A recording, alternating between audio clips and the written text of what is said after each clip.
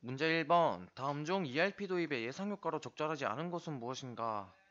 ERP를 도입하면 사이클 타임은 감소하죠. 정답은 1번입니다.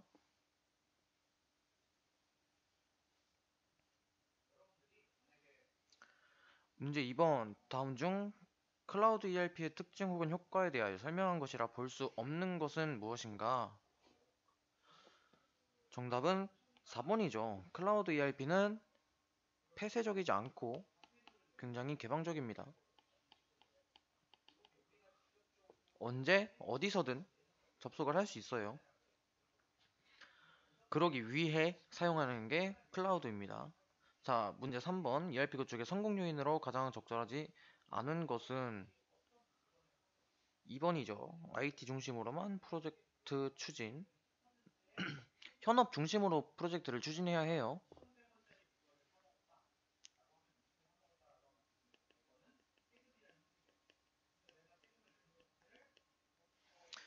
문제 4번. 기업에서 ERP 시스템을 도입할 때 고려사항으로 가장 적절한 것은 무엇인가? 문제 4번의 정답은 2번이죠. 구축 방법론에 의해 체계적으로 프로젝트를 진행해야 합니다. 1번 태스크포스 팀은 전문가들로 구성을 하는 건 맞는데 IT 분야의 전문가들이 아니에요. 각 분야입니다.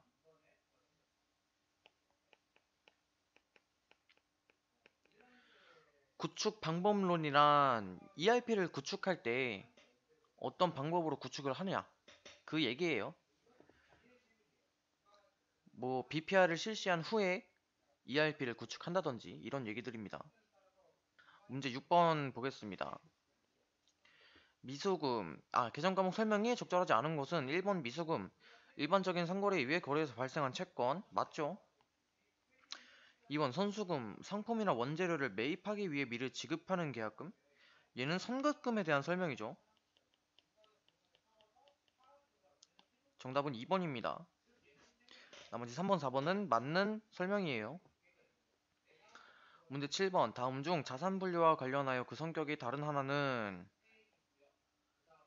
정답은 2번 비품이죠. 비품은 그냥 유형자산이고 나머지 1, 3, 4는 재고자산이죠.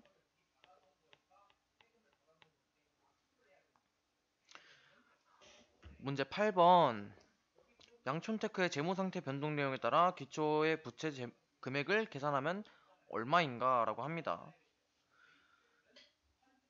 이거는 티 계정을 한 번씩 그려볼게요.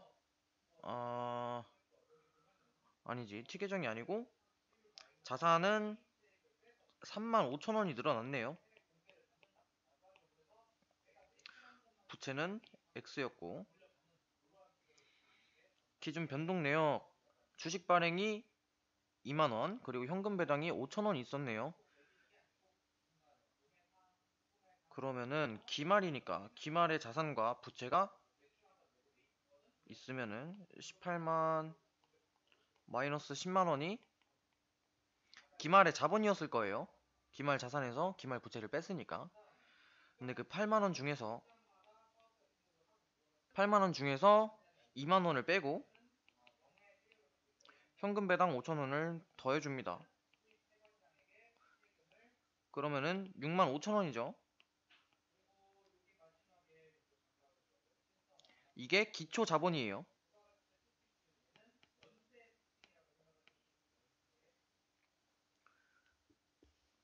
자, 그러면은 기초 자산에서 기초 자본을 빼면은 기초 부채가 나오겠죠. 두 개를 빼면 8만원이겠네요. 정답은 2번 8만원입니다. 문제 9번. 다음 재무제표 중 일정 기간을 중심으로 기업의 경영성과 정보를 불특정 다수의 이해관계자들에게 전달하는 보고서. 일정 기간이래요. 경영성과 정보를 불특정 다수의 이해관계자들에게. 이거는 손익계산서에 대한 설명이죠. 경영성과가 나오면은 대부분 손익계산서예요. 대부분이 아니고 다. 자, 문제 10번. 다음 중 투자활동으로 인한 현금 흐름에 해당하는 것은 투자 활동이래요. 제가 투자 활동을 한 거는 자기 주식 처분, 그 차입금의 상환, 공장 건물의 처분, 제품의 현금 매출. 이 중에 정답은 3번 현금 아니 공장 건물의 처분이 되겠네요.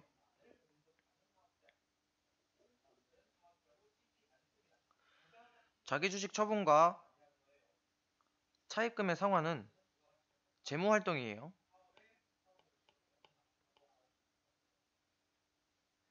그리고 제품의 현금 매출은 영업 활동이죠.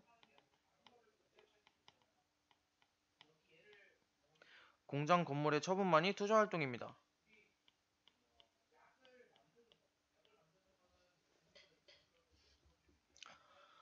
다음 문제 11번. 재무 활동만을 나타내는 재무제표는 4번 자본 변동표입니다.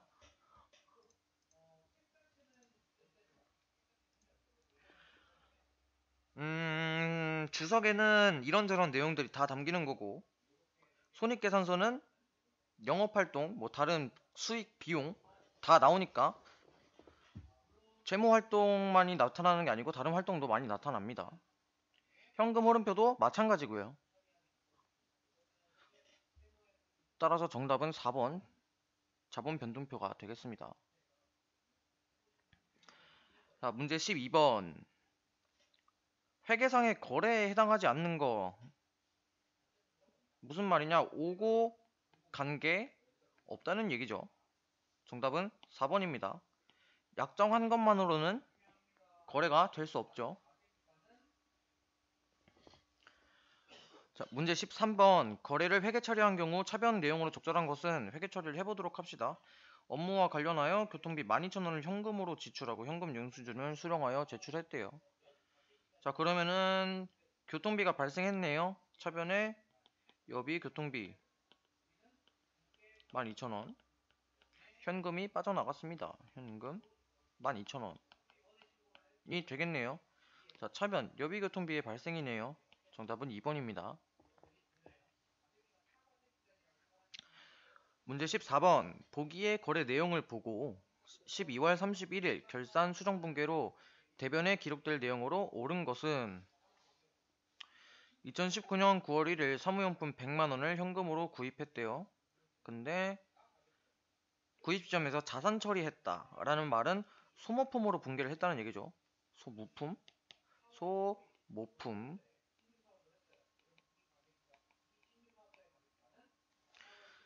소모품 사용액은 25만원이래요. 그러면은 100만원이 있던 소모품을 25만원만큼은 빼줘야겠죠. 그래서 대변에 소모품 25만원이 나오게 됩니다. 정답은 2번이네요. 차변에는 소모품 B가 와요.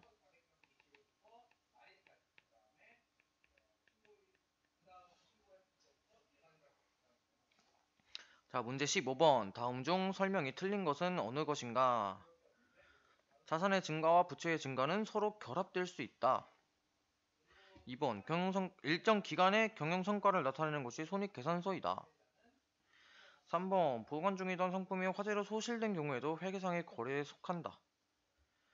4번. 비유동자산은 회계연도 말부터 1년 이내에 현금화되거나 실현될 것으로 예상되는 자산이다. 답은 몇 번인가요? 4번이죠. 이거는 비유동자산이 아니고 유동자산에 관한 설명이에요. 나머지는 다 맞는 설명이었습니다.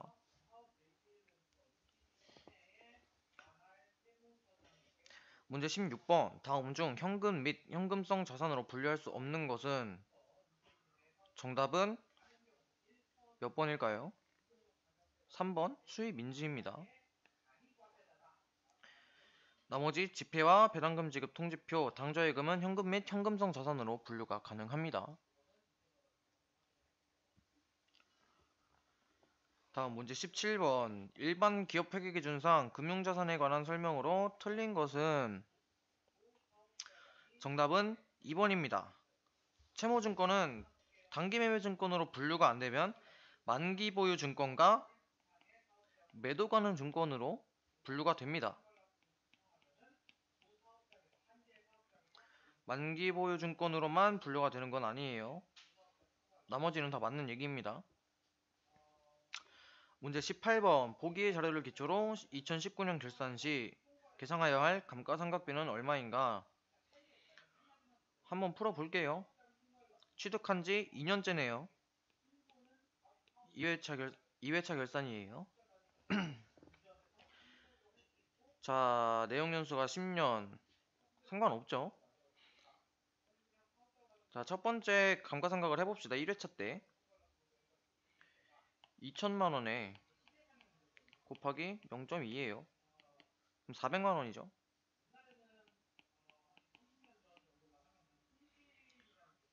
2회차 때는 분계를 어떻게 하느냐? 2천만원에서 400을 빼요. 그 다음에 0.2를 곱해주는 겁니다. 그러면은 320만원이 나오겠네요. 정답은 3번입니다.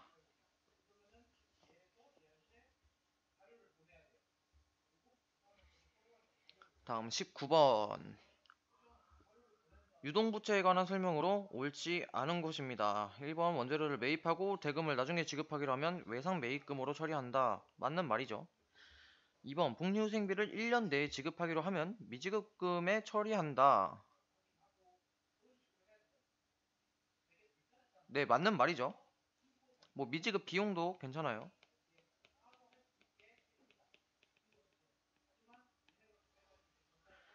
3번 상품을 판매하기 전에 미리 계약금으로 받는 금액은 선수 수익으로 처리한다. 얘가 틀린 말이네요.